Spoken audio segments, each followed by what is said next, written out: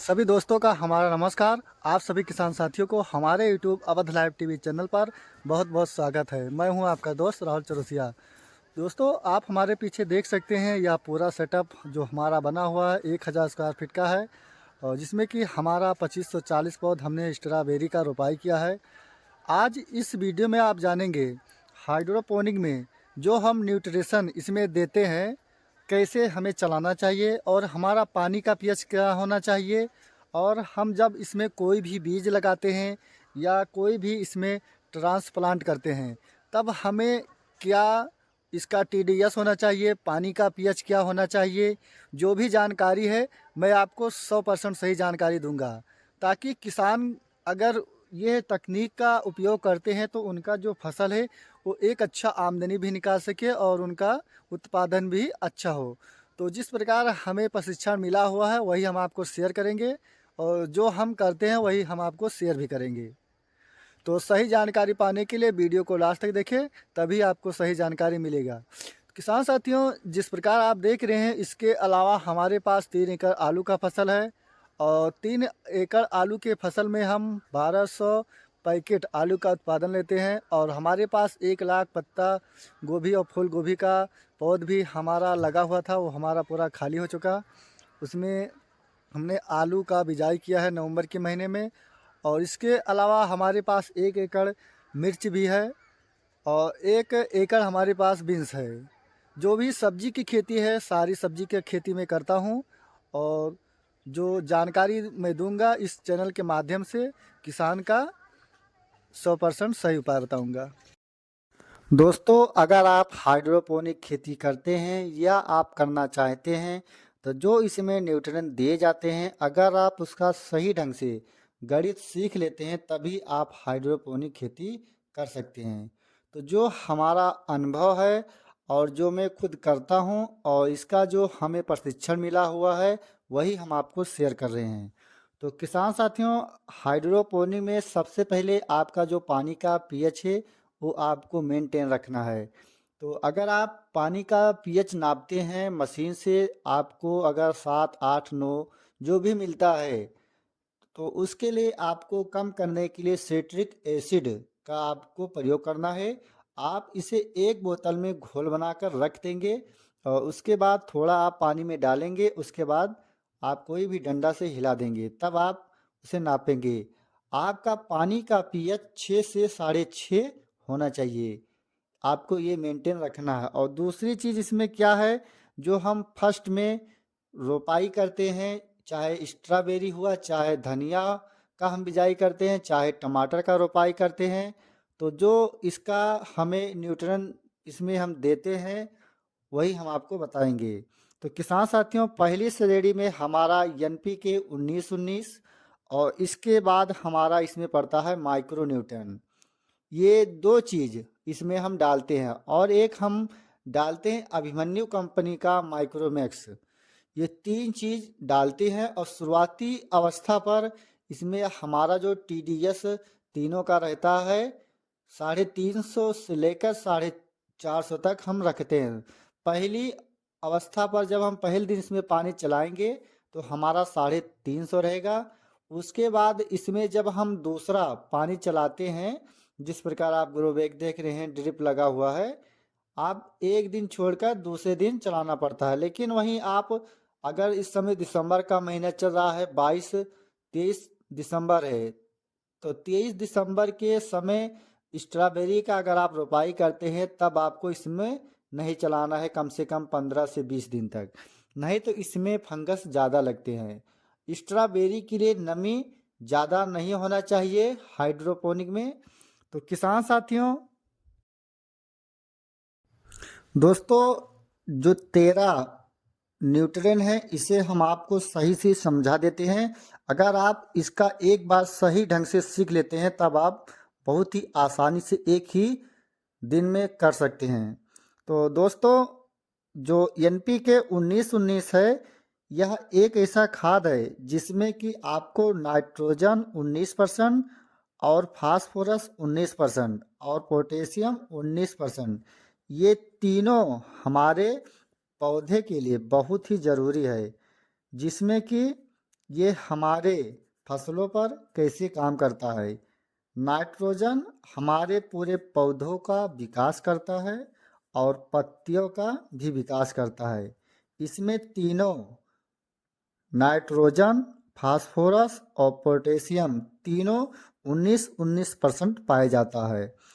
और 0-34 आपको तब डालना है जैसे कि अगर आप इसमें कोई भी ट्रांसप्लांट कर देते हैं, 1 महीने के बाद आपको 19-19 बंद कर देना है।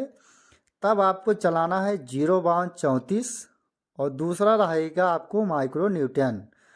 और इसके साथ आप अभिमन्यु कंपनी का माइक्रोमैक्स भी अगर आपको मिल जाता है वो भी डाल सकते हैं। तो आपको इसके बाद हम बताएंगे हमारा जो 500 लीटर का टंकी है हम कितना मात्रा में डालते हैं, कितना हमारा TDS होता है। तो किसान साथियों, 0-34 आपको डालना है 1 महीने के बाद। अगर आप हाइड्रोपोनिक में आप 19-19 चलाएंगे, 0-34 नहीं चलाएंगे, तब इसमें आपके स्ट्रॉबेरी हुआ या मिर्च हुआ चाहे टमाटर हुआ, इसमें फूल और फल का स्टेज नहीं बनेगा। ये जो पौधा है आपका सिर्फ विकास ही करता रहेगा। तो आपको 0-34 चलाना है और उसके साथ माइक्रोन्यूटन और अभिमन्यु का माइक्रोमैक्स। 0-34 हमारे फसलों पर कैसे काम करता है। ये हमारे फलों का चमक बढ़ाता है, सामान फल मिलता है और स्वाद को बेहतर करता है। NPK 0-34 में फास्फोरस 52% और पोटास के प्रचुर मात्रा होने के कारण फसलों में सभी अवस्थाओं जैसे अंकुरण, वनस्पति प्रजनन, फसल के पकने समय तक अच्छी वृद्धि विकास प्रदान करता है। तो अगर आप 0-34 का प्रयोग करते हैं तब आपको इतना चीज़ इस पौधे से आपको मिलेगा।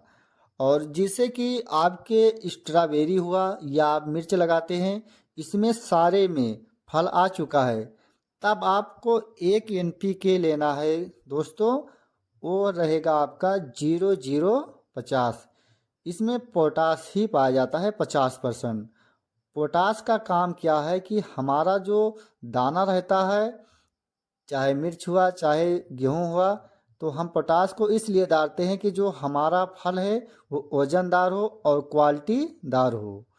तो दोस्तों, इसमें जैसा कि हमने आपको बताया, इसमें तीनों में 6 पोषक तत्व पाए जाते हैं, 6 न्यूट्रन पाए जाते हैं। और जो माइक्रो न्यूटन है इसमें 7 पोषक तत्व पाए जाते हैं, जिसमें कि पहला नंबर पर है बोरान और दूसरा है क्लोरीन, तीसरा है तांबा और चौथा है लोहा और पांचवा है मैग्नीज, छठवां है माली बेडनम और सातवां है जास्ता। ये अगर आप 13 न्यूटन देते हैं तब आप हाइड्रोपोनिक खेती बहुत ही आसानी से कर सकते हैं। और जिस प्रकार हम करते हैं वही हमने आपको शेयर किया। तो किसान साथियों, अगर आपको हमारी जानकारी अच्छी लगी हो या अभी तक हमारे चैनल को सब्सक्राइब नहीं किया हो तो कृपया हमारे चैनल को सब्सक्राइब करें, वीडियो को लाइक करें और यह वीडियो उन किसान भाइयों को भेजिए ताकि जो हाइड्रोपोनिक खेती करते हैं, बहुत से किसान 2-3 साल से लगातार कर रहे हैं, उनका हाइड्रोपोनिक में ग्रोथ नहीं आ रहा है, फल नहीं ले पाते हैं। और जो हमारा अनुभव है, इसके अलावा जिस प्रकार आप देख रहे हैं, हमने आपको बताया हमारे पास 6 एकड़ सब्जी की खेती करते हैं, उसके अलावा 2.5 एकड़ गेहूँ, 2.5 एकड़ धान का भी फसल हमारे पास है, 1 एकड़ सरसों है, 1 एकड़ चना है। तो जो भी सब्जी की खेती है हमारे पास सब सब्जी की खेती करता हूँ। और जो वीडियो हम शूट कर रहे हैं दोस्तों, यह उत्तर प्रदेश के अयोध्या ज़िले से ब्लॉक खरनटीनगंज देवन से शूट कर रहा हूँ। और ये खुद का हमारा सेटअप बना हुआ है, 1000 स्क्वायर फीट में पूरा सेटअप बना हुआ है।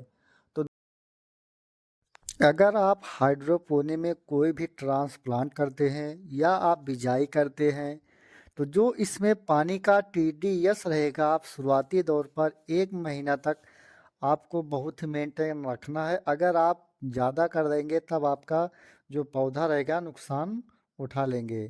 तो आपको शुरुआती अवस्था पर शुरू के फर्स्ट में आप चलाएंगे, आपका जो पानी का आपका अगर TDS रहेगा आपका 2 से लेकर 250 ही रहेगा। तब आप इसका जो TDS रखना है, मान के चलिए आपको 350 से लेकर 400 रखना है। और जैसे जैसे आपका समय बीतता जाता है 15 से 20 दिन तक आपको 50-50 बढ़ाना है।